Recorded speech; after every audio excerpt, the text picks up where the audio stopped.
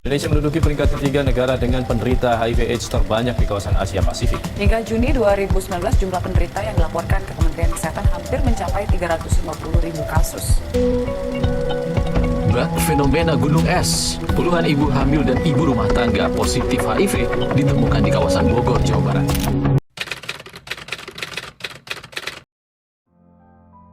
Banyak faktor yang akhirnya mereka mengetahui bahwa mereka HIV positif. Kalau saya sendiri itu tertular dari suami saya yang pertama. Hasilnya aku positif, aku nge-freeze, diam tanpa kata kayak gitu. Mulai di situ aku denial. Awalnya berusaha menerima gitu, tapi habis itu aku denial. Aku nggak mau pengobatan buat aku. Ya memang yang dialami oleh orang dengan HIV itu seperti itu, takut dia tinggal, takut diabaikan, takut ditelantarkan. Karena kan zaman dulu stigmanya masih tinggi.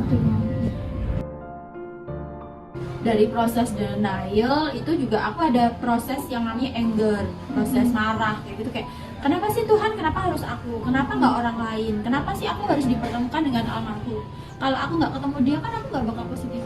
Kalau aku kan dulu kan awal-awal terinfeksi tuh kayak minder, kayak malu, ih kok aku sih yang kena ini, percaya diri. Duh nanti ada nggak ya laki-laki yang mau menerima aku? Alihannya aku ke religius, jadi setiap aku sedih, aku sholat tahajud, aku sholat duha. Setiap aku sedih aku baca Quran, aku ambil wudhu, kayak gitu. Selain aku ke arah ke religius, aku juga mendatangi Victory Plus. Coping positifnya adalah aku suka olahraga, aku suka masak, kayak gitu. Kalau dukungan dari keluarga dan teman itu sangat luar biasa ya. Kalau di level, kalau di skala itu ya skalanya 10. Ketika aku sedih, itu mereka juga menghiburku. Ketika aku lagi ada masalah, aku bisa cerita ke mereka. Di Victory Plus, rasa percaya diriku itu dibangkitkan. Kamu orang dengan HIV, tapi kamu juga punya hak yang sama. Kamu juga punya kesempatan yang sama.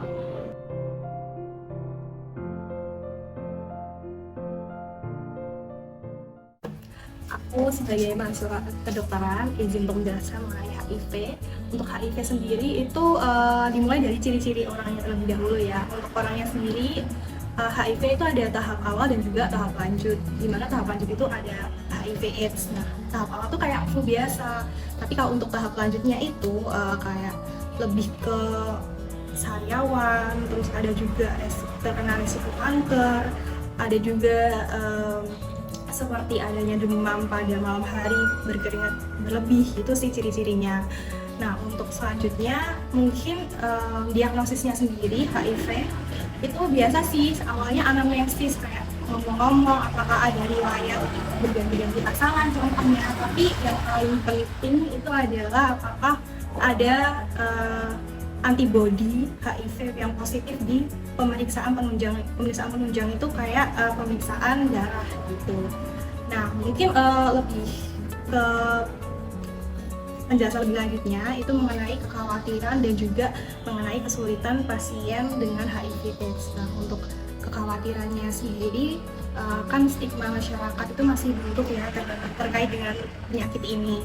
Jadi dibutuhkan edukasi yang lebih lanjut lagi, lebih bagus lagi bahwa HIV/AIDS itu tidak menular segampang itu, gitu teman-teman. Nah, untuk kesulitan pasiennya sendiri itu kan karena stigma tadi, maka sosialisasinya itu juga bakal berkurang karena mereka yang orang-orang yang lain itu menganggapnya HIV itu adalah penyakit yang kayak mengerikan gitu ya, lebih gampang tertular dengan HIV gitu, padahal ya nggak segampang itu menularnya.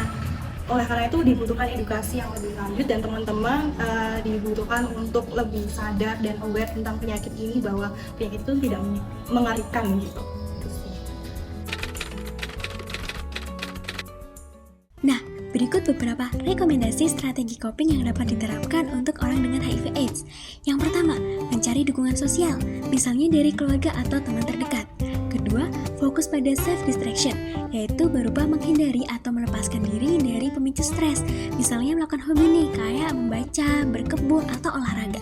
Ketiga, coping spiritual, dengan beribadah dan mendekatkan diri kepada Tuhan. Keempat, emotion focus coping, yang berfokus kepada pengelolaan tekanan emosional. khususnya mengenai HIV. Terakhir, tetap optimis dan mempertahankan pandangan positif terhadap pengobatan.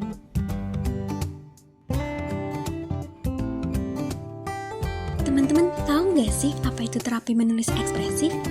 Terapi menulis ekspresif adalah bentuk terapi dengan aktivitas menulis pikiran dan perasaan mendalam terhadap pengalaman yang berkaitan dengan kejadian menekan atau bersifat traumatik. Nah, terapi ini dapat mengurangi tingkat kecemasan dan merupakan salah satu treatment trauma untuk orang dengan HIV/AIDS. Lalu, bagaimana langkah-langkah melakukan terapi menulis ekspresif? Pertama-tama, cobalah untuk menulis minimal 20 menit per hari selama beberapa hari berturut-turut. Nah, topik yang dipilih untuk ditulis harus bersifat pribadi dan penting bagi diri sendiri.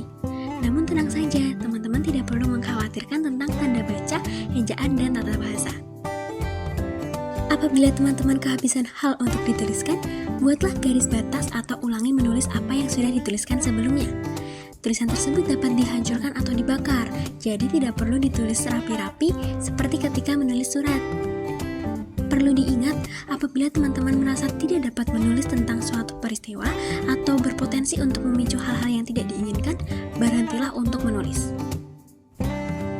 Beberapa orang mungkin akan merasa sedih setelah melakukan terapi menulis ekspresif, terutama di beberapa hari pertama latihan.